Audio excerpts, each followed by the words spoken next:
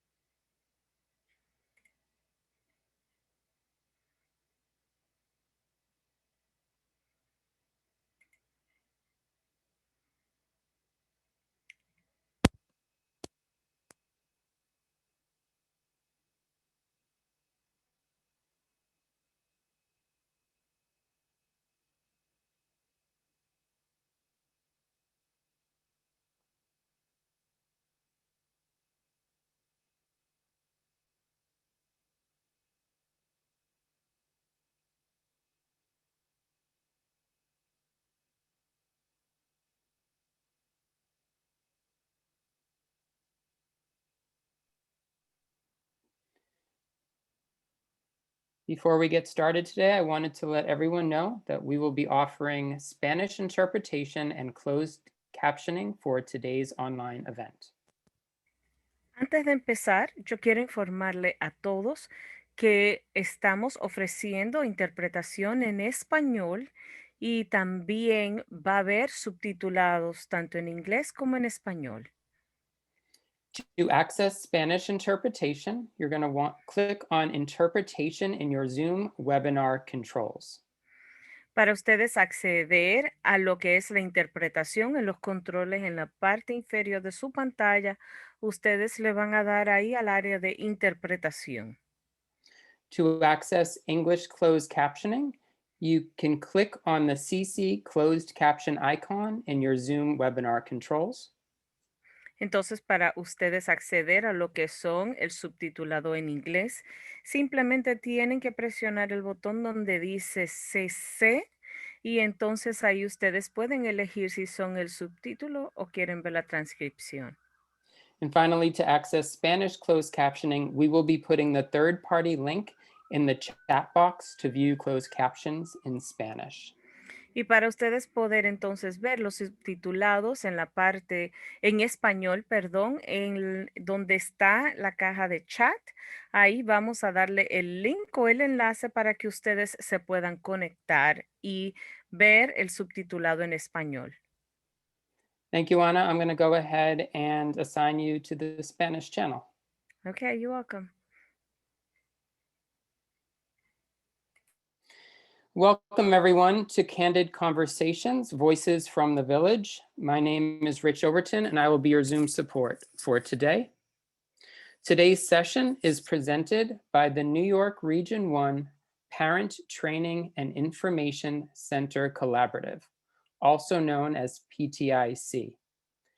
This collaborative includes Advocates for Children, Include NYC, Long Island Advocacy Center, also known as LIAC, and Synergia. We will be including panelist information as well as helpline or intake information in the chat box during the session for follow-up individual support needs. A few housekeeping tips for today. When you enter this room, your sound and video will be off. You can share your thoughts or technical issues in the chat box. If you have a question for today's presenters, please use the Q&A box at the bottom of your Zoom screen. The educator or moderator will do their best to respond. Please note that we are recording today's session. And now I'd like to welcome our special guest moderator, Executive Director of Clinical Services at Proud Moments ABA, Dr. Bobby Newman. Bobby? Thank you very much. We'll be discussing a great many issues today. I'm very excited about this personally. We are at a milestone. It's been about a year, almost to the day, since the first cases of COVID-19 were reported in New York City and in the greater state. We have all had to adjust. There have been unforeseen factors that nobody could have predicted. Many of us have had to live with such conditions as not being able to see our children for periods of time if they were living in residential facilities, and certainly schools being closed, moving over to remote instruction, having to help assist with the remote instruction while also working from home or trying to negotiate our own work from home and from the office. It has certainly been, I've heard this described as both a memorable year and a year that people would just as soon forget. But the impact is still ongoing, and I think our panelists are going to have a great deal to teach us today about how we have adjusted and how we're going to have to continue to adjust moving forward. I would like to give the panelists each an opportunity to introduce themselves, and then we'll get into some of the material. So if I could, Pana Poto, would you start us off with the introductions? Thank you so much, Bobby. Hi, everybody. Thank you for joining us this afternoon. My name is Pana Poto. I am the parent of 2 children. I have a 4-year-old daughter who receives preschool special education services. I also have a 13-year-old son who is in middle school. He also receives special education services, and he's on the autism spectrum. He also gets OPWDD services through self-direction. And both kids have been fully remote since March. So it's been a very, very long year. I wear many hats as the parent and co-founder of a nonprofit autism parent support group here in the Bronx called the Bronx Parents Autism Support Circle. And I am also the manager of parent and family engagement early childhood at Include NYC. And now I'll pass it on to Paola. Thank you, Pana. Thank you so much for everybody being here today. My name is Paola Jordan. I am also a parent of twins. They're going to be 13 next week, a boy and a girl.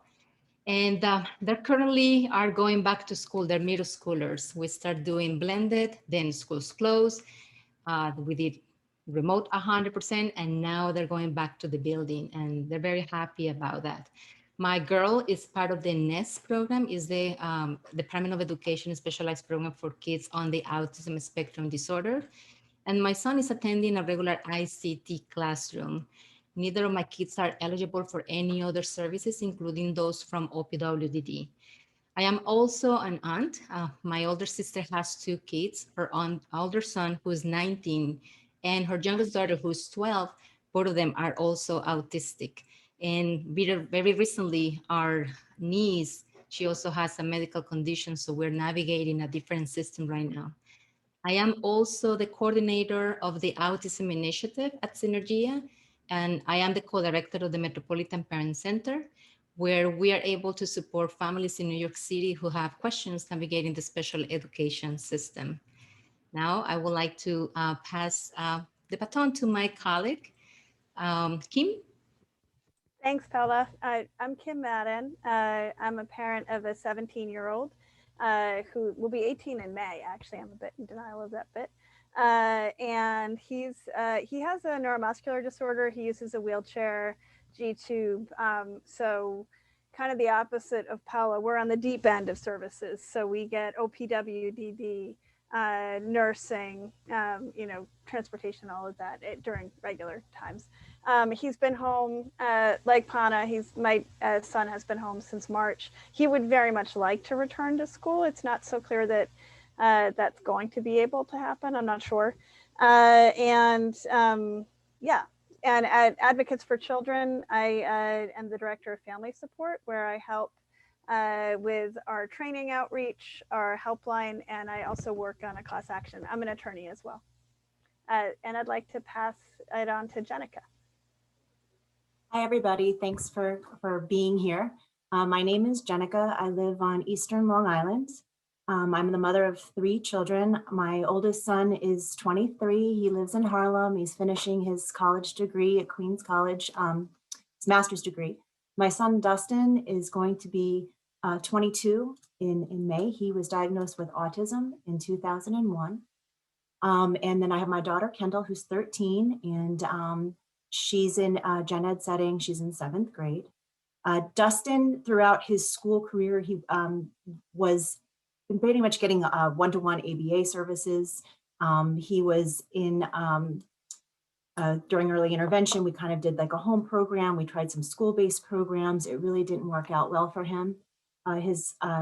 From starting about 7 years old, we enrolled him in the Elijah School. It's a private, non-approved private school here on Long Island. We had to go through a lot of litigation in order to get the district to support his services there. And of course, when COVID happened last year, it was the year he ages out, and we had not yet launched with self-direction. So he was home as of the 13th of March, like everybody else, and did not return back to the school. And it delayed our launch for self-direction, which wasn't until October of 2020. And so he started with his ComHab worker. He now attends what's called the Elijah Transition Program and Support out here on Long Island. And he's been, with COVID, I think the one thing that has been beneficial is definitely children that are self-directed. A lot of them have been able to have some services during this time while everything else was locked down. So since October, he's been going from, his support worker picks him up here around 8, and he has a full day of activities between community classes and outings and everything. I've been working at Long Island Advocacy Center for 11 years, full time. I recently pulled back as an education advocate and intake coordinator. I'm still part of Long Island Advocacy Center, but with my son transitioning to adult services, I need to change my focus also and some of my job opportunities. So I'm working also at the Elijah Farm over in Huntington, which is Elijah CSA Farm. So, and that's about it. Well, thank you, Jenica, and thank you everybody for being here, our panelists. I want to transition off something Jenica talked about, and that's transitioning. This has been a year which has really called for flexibility. In my own work, I should introduce, I work primarily with people diagnosed on the autism spectrum and their families. And there have been all manner of fallout, as we were mentioning, from the pandemic, and things that people really don't even think about, such as students that I work with who only eat, you know, a very limited diet, for example, and then hoarders went and bought all the Cheerios, and now what? Because there's no Cheerios. So we've really had to think about adjustments, people who thrive on routine and schedules, and then their schedules are completely gone. So I'm going to throw it back to our panel now. What I would really like to talk about is how we've had to manage this flexibility and this blending from all remote to live to back out again.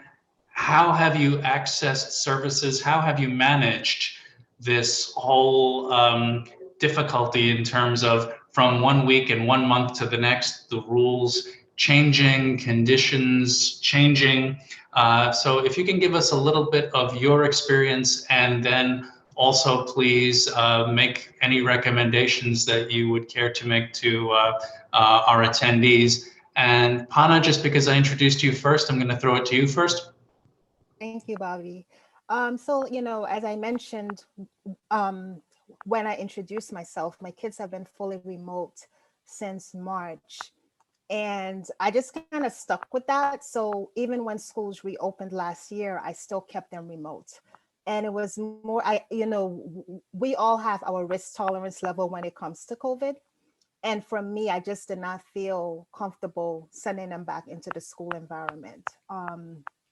You know, I certainly respect the views of others who have decided to send their kids back. But for me, I decided, you know, I'm just going to keep them home for now. But it has really been an adjustment. It has been a transition, trying to juggle working from home full time while having to juggle both kids. So my husband and I, we kind of tag team. He works with our son, who has like a full day because he's in middle school. And then I work with our daughter who's in preschool. And so that has been interesting because there are some days I'm literally, I'm cutting out arts and crafts while I'm at a webinar.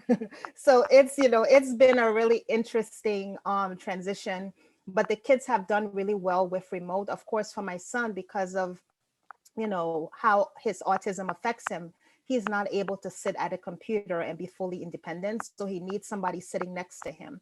And for my daughter, she's a little bit more independent, but she still needs someone who's sitting next to her as well.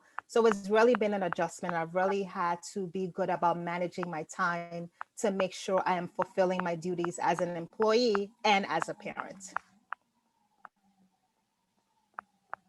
Paola, can I throw it to you next to talk about this same issue of our flexibility in our multiple roles? Sure. I mean, and I appreciate very much a kind of point of view, because what works for her did not really work that well for me. And at home, the kids originally, after the whole stop in everything, it was very hard to stick to a routine. And that's something that I had to learn how to let go earlier, right? It was hard just to trying to adjust the bedtime routine at as regular 9 o'clock did not happen anymore. It was going to be midnight. So it was really difficult. And when the schools reopened in November, it was a conversation that we have here at home. And my daughter, she craves the routine of being in the building. It's not about the human aspect, it's the routine, the seamless, the smell, the structure and being there. And surprisingly for my boy, it was completely the opposite. So it was a difficult negotiation. It was hard for us to make that connection. It was harder because their dad is an essential worker. He's a physical therapist assistant, and he had COVID. So we've been under a lot of stress here at home, where it was just me and the kids for a very long time. And seeing their emotional and social emotional health and well-being deteriorated, it really puts that into perspective that they needed to go back to school. And right now they're going back to school. And now the challenge is to readjust one of the twins, that's me and my boy, to going back to the routine. And it's been taking a lot of work, teamwork, for all of us to be on the same page. But I think that the biggest lesson in this experience is for us to learn how to let go certain standards that we had before, that we thought the doctor says this, the therapist says something, the specialist says X, nothing works at home. And we went through a self journey at learning how works best here for home. And when sharing this with other families, just to be mindful that our circumstances were pretty unique. And so far, I think that we're onto something, because both kids, they're happier than ever.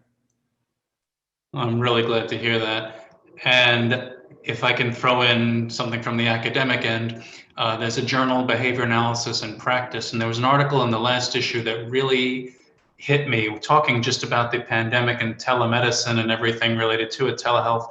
And one of the things that was said was the expectations that were put on parents were not only unreasonable, they were unrealistic. You were supposed to assist in the homeschooling. At the same time, you were supposed to work from home. At the same time, you were supposed to, there just weren't enough hours in the day. And again, talking about conditions, things changed. Again, how many hours a day of screen time are we allowing our children? How long are we going to allow them to be on the iPad?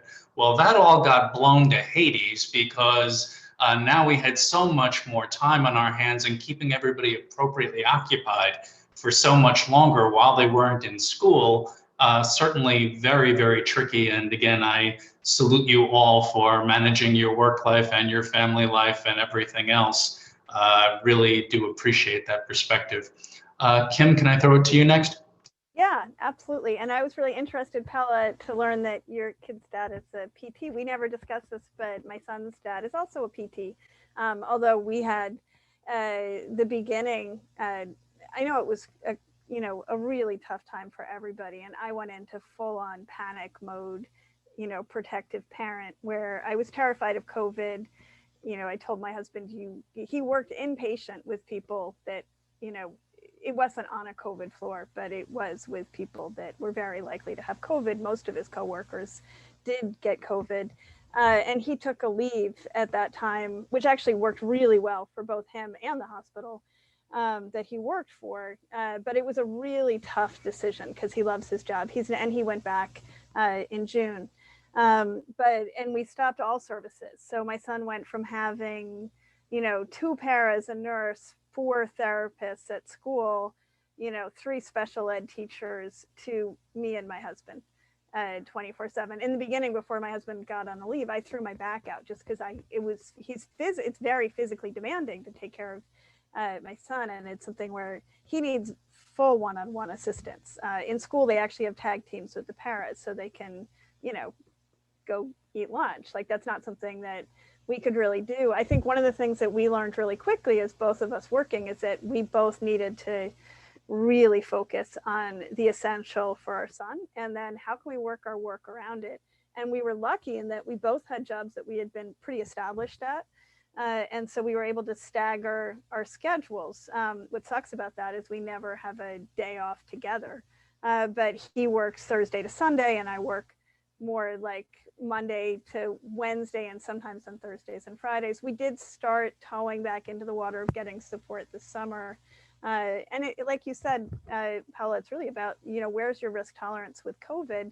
I learned after my immediate panic of thinking COVID was the most terrifying thing ever and I needed to hide under my bed, that there were scary other things under my bed too, like just being inside and just the three of us all the time was not really helpful. And although my son has a lot of physical needs and a lot of learning needs, in other ways, he's a very typical teenager. He thrives so much on the social interactions and he missed that intensely. And I think he still really, really does. So even though his sort of specialized ICT program that he's in is supposedly going back, it is going to be something where they go in and do work remotely. I didn't think he would want to do that, but he actually really does because he is so desperate to see the other kids. The difference between last year when all of his classes were asynchronous with no real video time with other kids to this year when they actually did do synchronous learning, and actually almost in every day he sees other kids on screen. The difference psychologically for him was incredibly powerful. I think I really learned how much school means to him during this time and what he gets out of it in a way that I knew before, but I don't think I knew on that level.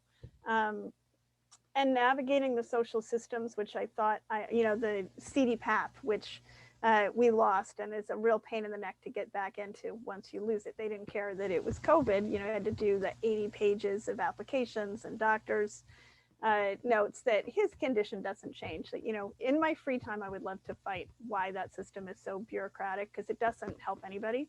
But the system being bureaucratic doesn't help anybody. The system itself is fantastic if you can qualify for it, because you do get, you can get home care through that. You could theoretically get a lot more hours than we use right now. We still are trying to balance working our own needs and COVID risk. So we have one person coming in through two systems.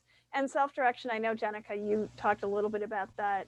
But for us, it is a lot to navigate. It would be a hard time, I think, to take it on. So congratulations to you for doing that. I've heard it's real different in Long Island than the city.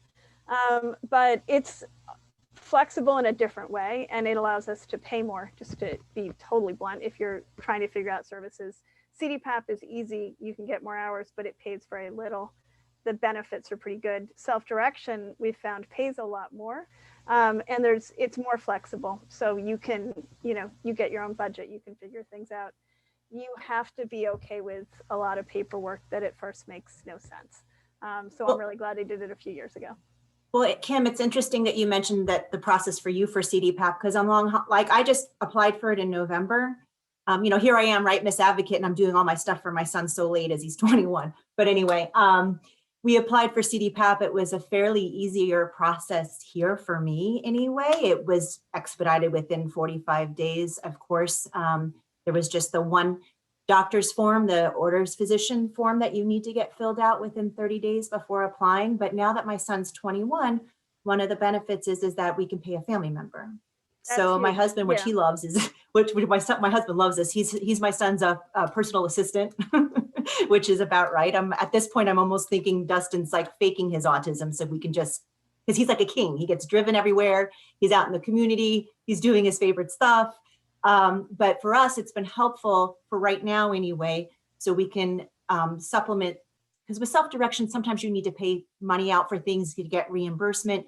So it's helping on that end. So that's really great. Bobby, for those of you, of course, that don't know, after my son was diagnosed and trying to learn about autism and ABA, I used to go to a lot of Bobby Newman's workshops and trainings that he did through other organizations. And, you know, Bobby, I've told you this a million times. One of those first things that I learned when I think, was it through CUSAC when you did the intro to ABA? And you taught us about the need for consistency. And you're specifically talking about, you know, teachers and therapists and being consistent and as it relates to the principles of applied behavior analysis and reinforcement and how you got to be so careful, with the caveat for parents of being like, you need to check with yourself. And if you can't be consistent that day, just don't even start.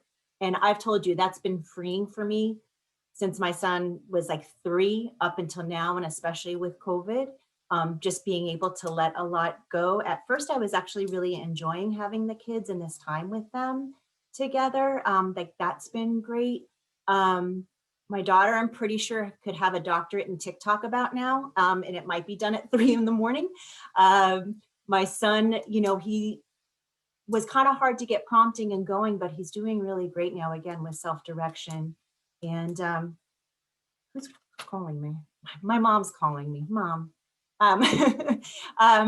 But anyway, so it's been, you know, that again was a lifesaver for me, you know, prior to children, prior to education advocacy and everything my son taught me, you know, I was a bartender. So, you know, it's the education I've gotten through my son has definitely been just incredible. And the ability to be able to have the opportunity working at Long Island Advocacy Center, working with all of you and helping families and helping each other has just been remarkable. But yeah, again, with self-direction and with the services, it's a very different. It was funny because I got contacted, I think it's through Advocates for Children, right? There's this panel about families with children that have aged out that are trying to get that year that we lost due to COVID and another year in school. I don't want to look back. This is actually, it's not easy with self-direction as far as creating schedules and if someone was to cancel and everything else. But once you get going, you know, it really is a nice quality of life for my son right now and our team. And we can sit there and we have this budget and it's all about him and what he enjoys and what he loves. So it's been, you know, a lot of positive on that end. Okay, great. And that's wonderful to hear.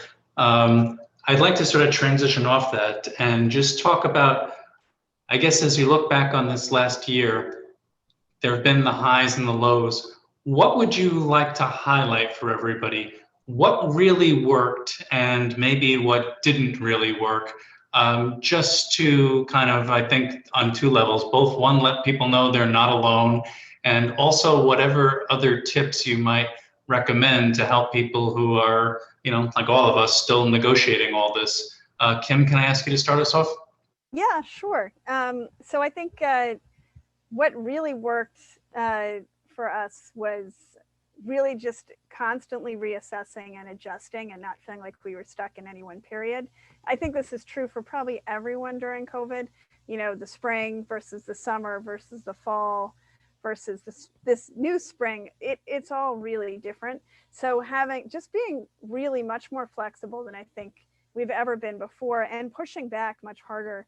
You know, at first it was pretty obvious that when they moved into synchronous learning, they were not thinking, this is not an uncommon experience for us, but they weren't necessarily thinking of, you know, a learner like my son. And his schedule is packed from 9:30 till, you know, 2 or 2:30, it depends on the day, but just nonstop. And we had to sort of push back and be like, we need a break.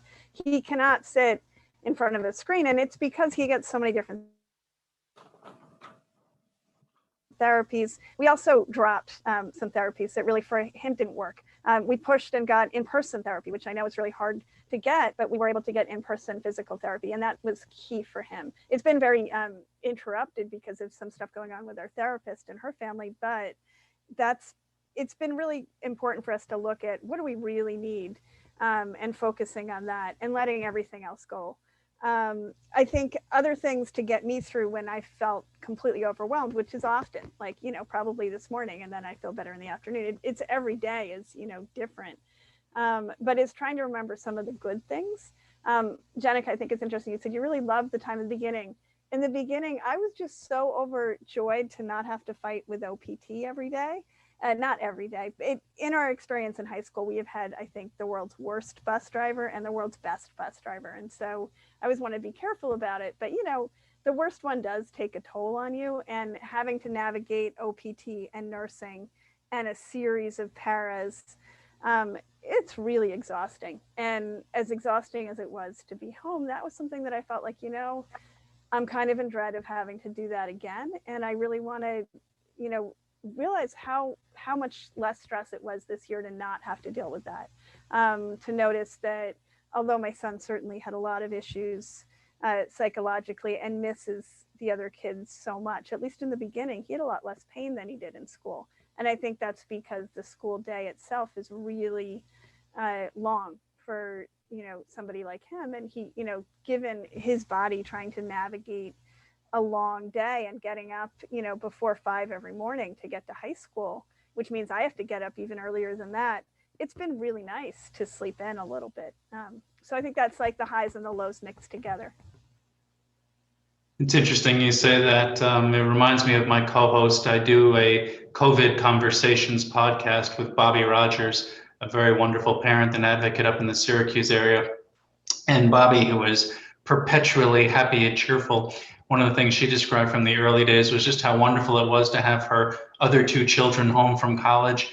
And she jokes that she said, "Oh, the governor says that you have to stay home and play games with me." So she was very much enjoying that extra family time, and they're all playing whatever board games they play every night. And she was, boy, just in her element there. Of course, time went by, but those early days did provide some very happy family time for her, a little bit more enforced exposure with her late teen and early adult child than she had expected. But again, finding those little silver linings and rainbows. Paola, can I throw it to you? Yeah, just thinking about what happened in the last year, I can highlight the mental toll that parents, in my case, here at home, we experience, where you need to be strong for your kids, when you need to be that force for your child, that you are going to reassure that everything is going to be fine. It's still fresh in my memory to know that it was hard for me to go outside and buy groceries, right? And what are you going to do? Is like you need to leave your kid unattended for a short period of time in order to do something as important as bring food to your house. And that's something that I'm pretty sure all of us can relate one way or another. And the trauma that has left behind, now my kids are hypersensitive and aware that when we're running low in supplies, right? So they say, "So mom, so we need to talk." And that's mean, yes, we need to talk. And they're more aware of that. And they're more connected with what's happening here at home. I mean, something that it was unexpected. We're trying to do the best out of the situation. Now both kids are more active here at home. And I was sharing with my fellow panelists during the preparation for this presentation that we use the 3 opportunities that we have during the day, no matter what. That's around mealtime, that we intentionally create hours for us to get together and to do something as a family. And it took me a whole year, but right now they're able to be a little bit more independent in the kitchen, right? So for example, Maya, she's able to use a knife. Both of them are able to use the stove. They're learning how to use the oven. And I'm seeing how they feel empowered to do that. And they're taking an active role at home to do things for all of us, not just for themselves. So I think that in having such a difficult situation as parents, and I'm pretty sure, and I would love to hear from the people in the audience, if you guys can share in the chat, something that you guys can share with us that in spite of everything, this is something that we accomplish. And not with the intent to compare against each other, but with the intent to lift each other in this conversation. Because when we were thinking about doing this, to be ourselves in this, I would say, vulnerable position to share our experience with all of you, is with the intent to know that, you know what, I can relate to your story. I can relate to what you're saying. I can relate to Kim. I can relate to Jenica of Pana with her 2 kids. And just to think out of the box, like maybe I want to try something different at home that maybe works, maybe doesn't, but at least we're trying. So I it's been a very long road for all of us. And I hope that in 20 years from now, my kids are going to think about this, that it was something that make us stronger rather than, you know, just get focused on the trauma that we are going through. Pana, can I throw it to you now? Yeah, when it comes to what's been working, I would say it's made me a lot more organized than I used to be. So I have a dry erase board, and every evening I write out the schedule for the kids so they know what to expect. I know what I need to expect and how I need to manage my time during the day. So that's something that has really worked well for us. Even the kids have really gotten into the schedule. Like every night they want to make sure that everything is up and, and up to date. So if you don't have a schedule, that's something that you can definitely try. I'm just throwing it out there to all the parents. Um, and something that has gone well, I mean, being at home has really taught me the value of taking a minute for myself. It's really not easy. I live in a small apartment. I don't have a yard that I can just go out and lounge in the yard. I feel like sometimes the walls are closing in on me, but I do try to take time at least once or twice a week just to get some exercise in so I don't go crazy, because sometimes I feel like my back is hurting, my feet are hurting, because I don't think we were built to be living like this. Like I'm just being very honest, right? We all go to work, the kids go to school. That was the routine. And now 1 year later, it's starting to take a toll. And so I'm just trying to find a way to make it work, because I don't know how much longer we are going to be going through this. Something that I have been struggling with is, I know I mentioned I take time for myself, but just trying to make that a priority, because I see what happens to me physically when I don't take time for myself and I don't balance that. And then trying not to internalize the stories that I'm hearing from others, because through my work on our helpline that include NYC, I see that a lot of families are really struggling right now. This has been really hard. Remote learning is not working for all our kids. It's worked really well for my daughter. I can say that. She's usually very shy. She shuts down in public, but she shines on that screen. Like she loves her therapist and her teacher. She calls them her best friends. And there's a part of that makes me a little sad that she's calling the therapist her best friends, because it just shows that she does need that social interaction. But I do hear from families that are really struggling right now, trying to make everything work. And I would just say to the families out there, just give yourself some grace. And as Paola always says, what is your bottom line? What are you able to let go of, as Kim had mentioned? Because we're not going to be able to do everything. And there are some things we're just going to have to be comfortable with letting go of. And Jenica, I'm going to throw it to you. And since Pana just gave us such a wonderful transition there, I'm going to take advantage of it. So in addition to any contributions you might like to make on the last question, what kind of compromises have we had to make? I mean, I made reference to the fact that there used to be a lot more limits on screen time with a lot of the families that I worked with and similar sorts of things. How have you found family life, again, changing, rules relaxing, rules having to be tightened, that sort of thing? For me, well, I'm not that great with structure to begin with, because it's just, you got to roll with everything. I'm just, I have to tell you, my top thing I'm just so thankful for. It was a year in January since my son had a tonic-clonic seizure. So he's been seizure free for a year. That was a big fear for me during COVID. He had his first seizure when he was 18. And it was a little bit rough there. So I'm just so thankful that that was going okay. That's been really, really difficult. And, even with that, I started letting more things go. And I just really, I really am more about kind of the mental health with things and everyone being happy. I would talk to friends sometimes, and I feel like, I know we're preaching to the choir to some degree with everybody that's participating today.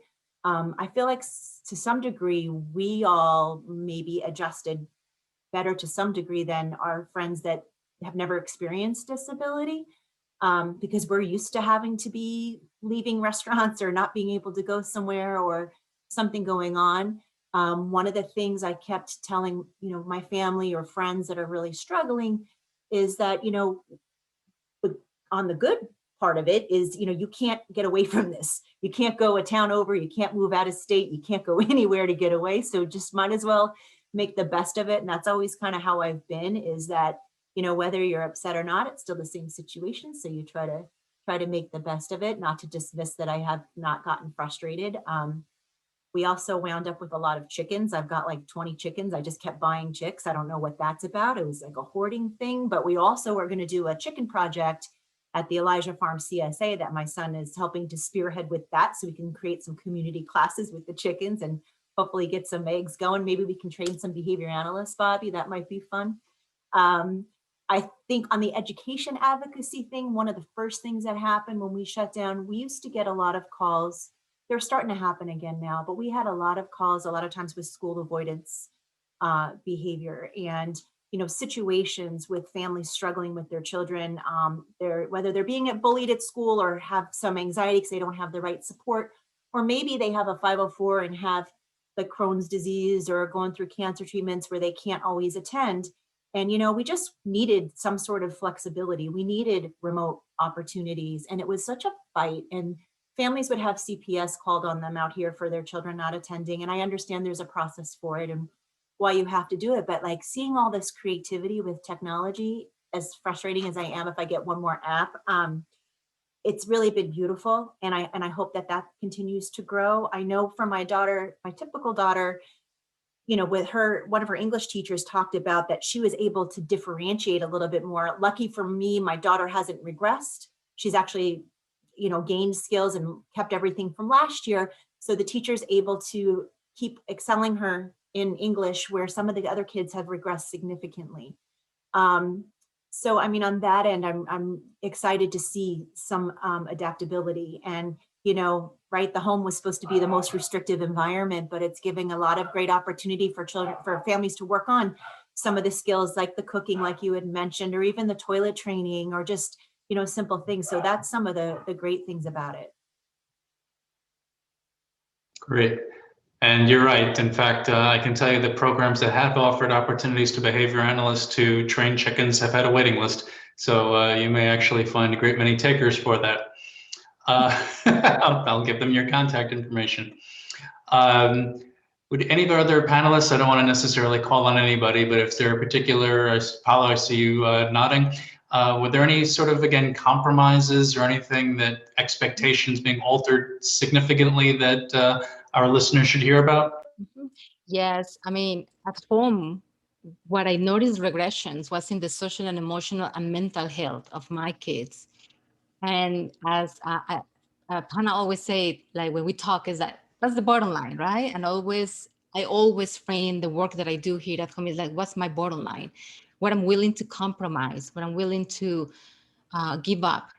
And I made an informed decision with my kids that our focus is going to be in the mental health component, in the social and emotional component, and academic and therapies and everything else. If it's happening, it happens. But I was able to see how it was impacting my kids here at home. And I decided that that was going to be our priority. I know that it's going to be hard for some families just to listen to this because it's like the reverse, right? Like for so many families, is it going to be the opposite? And what I'm saying here is that is what works best for the family. At the end of the day, we are here on our own. We have no support. No one is coming here to support us. We don't have family. We don't have aunts. We don't have grandmothers. We don't have no one. It's just my kids and I right now. And that really makes you see things through a different lens. And again, what was my bottom line? I want my kids to be able to be stable because eventually something has to happen with the situation, right? But while it happens, we're surrounded by a lot of bad news, right? From the politics context, my kids watching the news and they get anxious about that. We just went through very intense elections. The whole dynamics about, are we going to open the school, yes or no? So that creates anxiety. Long hours working, trying to be present for my kids and then trying to be present for my job and balancing those two. Then getting worried about their dad's health, which is a real fear. So at home, we decided mental health is going to be our priority this year. Academics and everything else, we will figure it out when it's the right moment. Regressions, yes, we have tons of regressions that are subtle. And I had the opportunity to witness those regressions because I'm here, I'm present with my kids. For that, we realigned certain things on the IP. And we're hoping that, now that the school is going to be more consistently open, we can work on those items as well. But I would love to hear from Pana that she has kids with similar ages and similar situations in terms of what we're going to do.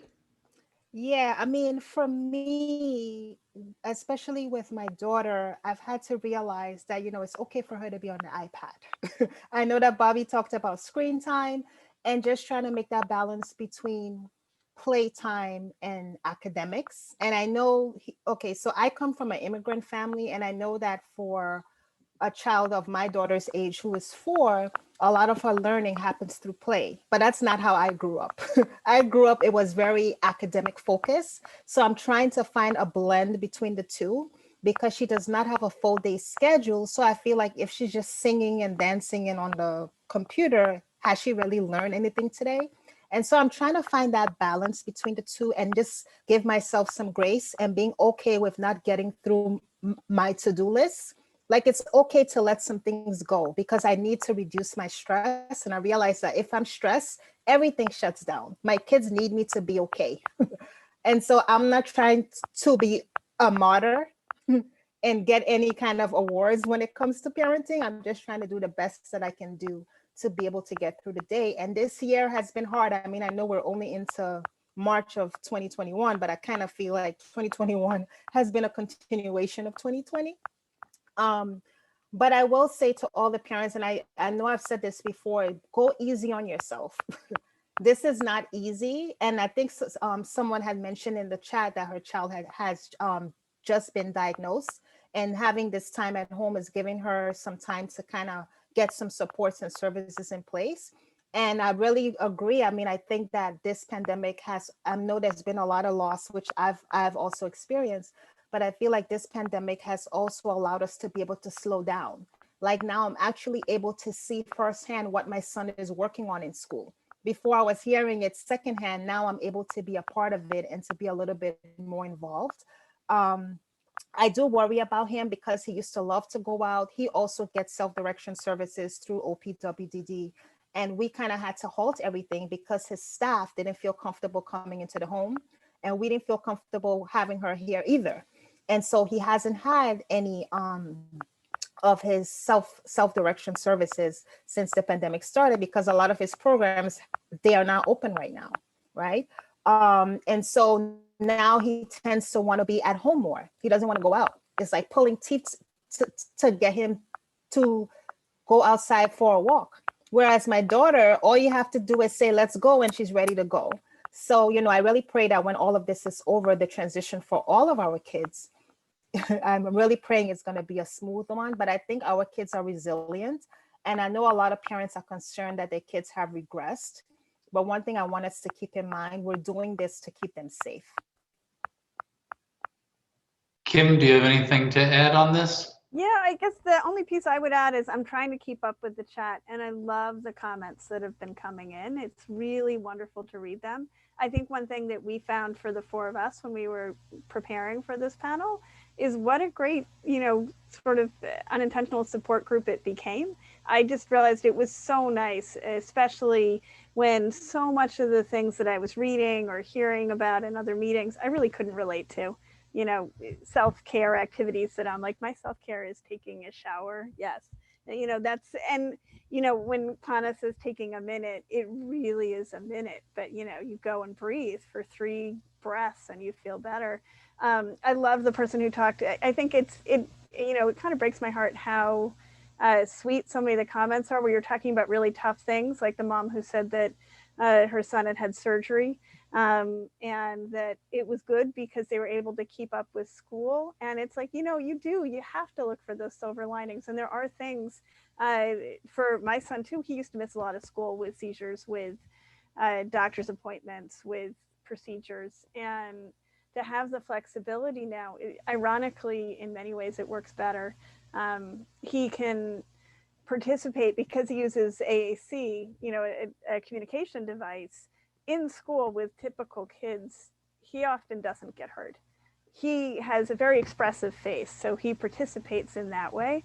But in terms of getting his ideas out, there's usually not a lot of time, or is his power really up on like reading its mind? He'll start typing something. It takes a really, really long time.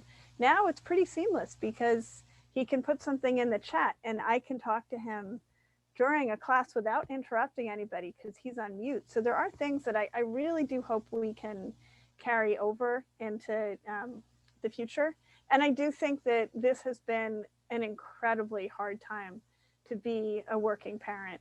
And then you add on a working parent of a kid with a disability and it's like mind-boggling.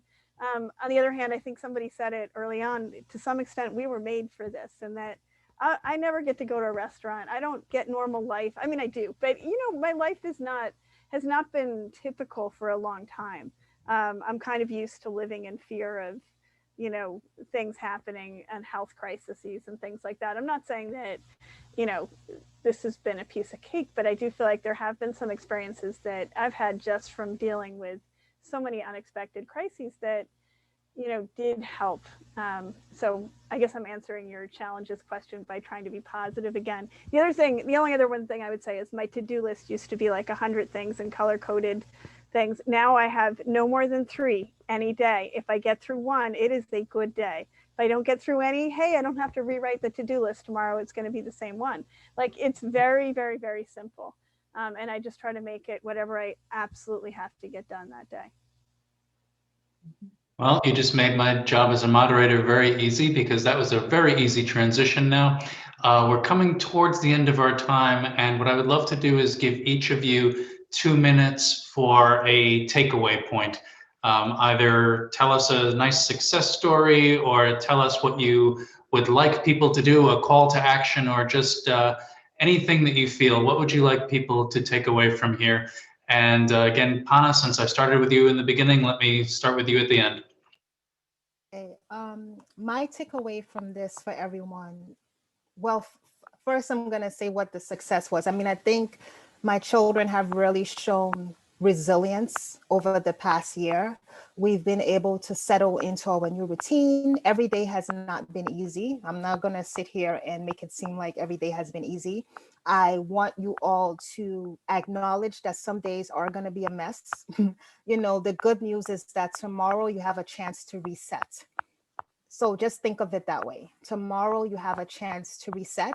And definitely there is support out there. I mean, I know it might seem like there's no help out there, but the 4 agencies, or the 4 organizations that we have here on this panel, we are here for you. So definitely reach out to us. We have resources. We are able to link you with supports in your community.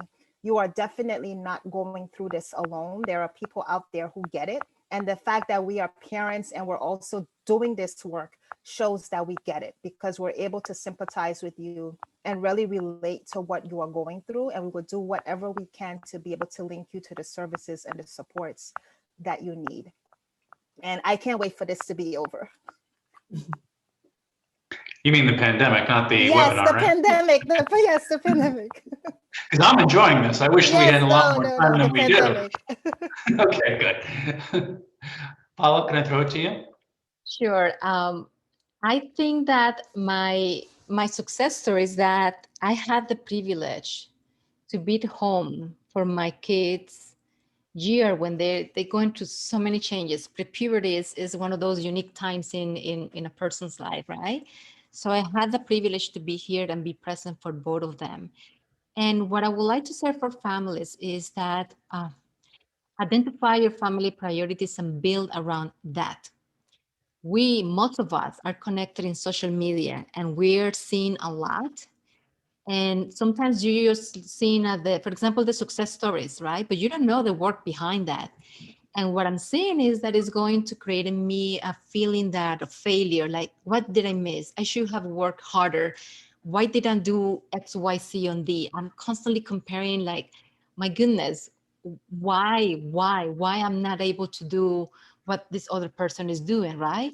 And I have to tell you, there is always, always more beyond the headline. And I'm hearing from families, and I'm acknowledging the comments that we got in our chat. Thank you very much for all of you guys to be so actively engaged. Yes, when we parents trying to communicate how we feel, what's happening at home, in certain spaces, we're not going to be acknowledged. People are going to think that you're exaggerating. I can guarantee you that all of us here in this panel, professionals working for you and by you, we believe you. We've been there. We're walking the same walk as you. And we know how it feels when you're not being validated. And that's what we're trying to do here when Panna's talking about like the job that the parent centers do, right? So I just want to say that just be mindful, trying to focus on your family. This is a very, very difficult year. I personally don't know what's going to happen in 1 year from now. I'm living one day at a time, and I'm taking it like one step at a time. And as long as we're COVID free, I'm able to pay my rent, my kids are happy, I can take them to the regular doctor's appointment without that fear that it's going to be a couple of months in waiting list. I am satisfied with that for now. And I want to invite all of you guys to always focus on your priorities as families and then start building around that. And Paula, I'm not sure if you're aware of this, but as you were speaking, beams of light have now surrounded you from your window coming through these shades. And it made such a wonderful effect as you were doing that. It really, we got a sign from heaven on that one. So that's, I'm glad we're recording this. Kim, can I ask you to contribute? Yeah, I feel like you should have the soundtrack, the sort of sound behind you. Yeah, it was great. I think, you know, just to echo what both Panna and Paola had said is, you know, really focusing on the priorities. I know I said I have three things on my to-do list at all times, and that's it for a day. I have a monthly calendar up where I write one thing. I'll be totally honest, I've written bathroom on there for a few months now because I can't figure out redoing that. It's a big project, even though it'd be really nice to have a more accessible bathroom. But, you know, like just really trying to focus on, like, for us, it's like the most pressing medical issue. And yeah, his GI doctor might be a little mad that we're not making it. We're sort of ignoring some of the stuff we're supposed to do, but we need to focus on this other thing first. And that's always been true, but it is true to a whole new level now. And I do think, you know, I really appreciate the chat. I really appreciate how much I learn. I mean, one of my, you know, my big success stories is actually being able to keep a job, because there was a few times when I thought I wouldn't be able to, and I had to take a lot of time to deal with, you know, different things that came up in my own life, and just to make this work. And so I had to cut way back on hours. But being able to keep working has been a huge success. And I think what's makes me so happy about that is the parents I speak to, and how much I learn, how much I feel like I learn from the people who reach out to us for help. So, you know, thank you for coming to this, for listening, and congratulations on all the hard work. I know you do. So, you know, just to put that out there, it's one of the things I get so much joy out of. And Jenica, as so often happens in our lives, I'm going to throw it to you for your words of wisdom and insight to round us out. I don't really know what else to add to everybody. I mean, you kind of touched on anything. I guess the only thing that I can really think of is more geared towards with the children that are starting, you know, getting ready to age out. And, you know, if you can, you know, prioritize those experiences too. With COVID, it's still difficult to get a touch with people sometimes at these offices. So, you know, certainly it's, you know, good time to start looking at enrolling in some of the things that you need to enroll. When I know somebody had asked about who helps to advocate for those things. Each one of our organizations do have individuals that help with transition information or, you know, benefits advisement. So certainly reach out to the organizations and they will put you in touch with somebody. All right, I thank you very much, panelists. I wish you could receive the round of applause and standing ovations that you would definitely get if we were able to be together in a live venue, but please consider yourself receiving them virtually. Judging by the chat and judging by everything else I've seen here, People have found this very useful. Contact information is available for each of your organizations, so I know there is going to be a ton of follow-up, so be ready. And again, I say thank you, and if I can throw it back to our facilitator to finish us off. Great, I'm going to launch a poll now. We really appreciate everyone's feedback. I'm going to leave the poll up for a couple of minutes. I'll launch it now. Thank you, everyone.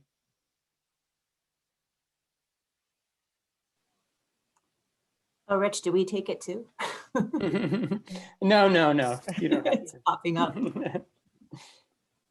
Thank you everybody for being here today. Muchas gracias a los padres que hablan español que participaron activamente en el chat. Los vemos, los reconocemos y esperamos que la información que se compartió en el chat la puedan ustedes utilizar y nos contacten prontamente. Thank you everybody.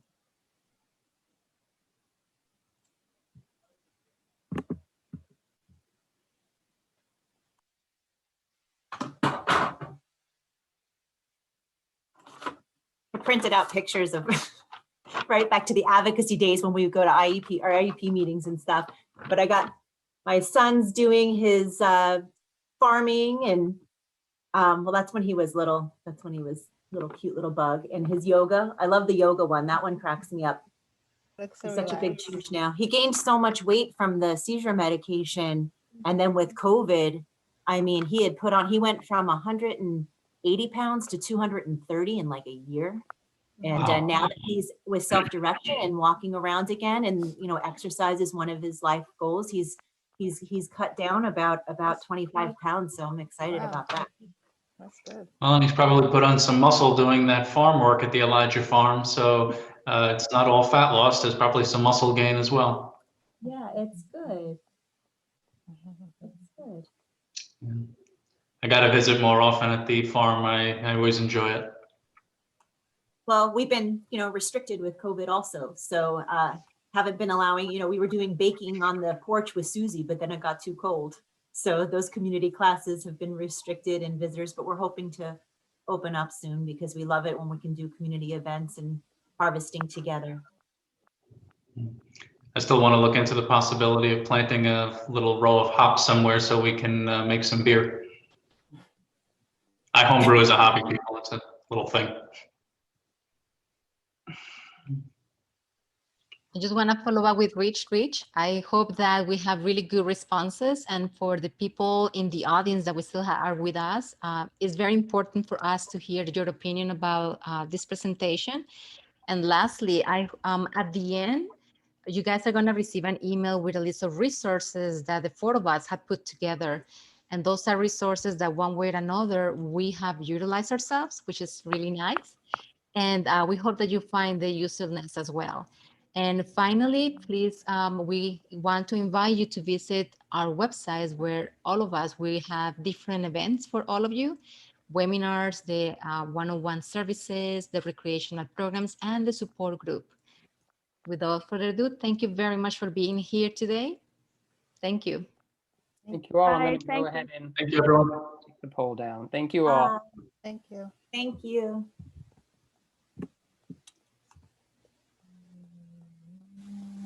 You too.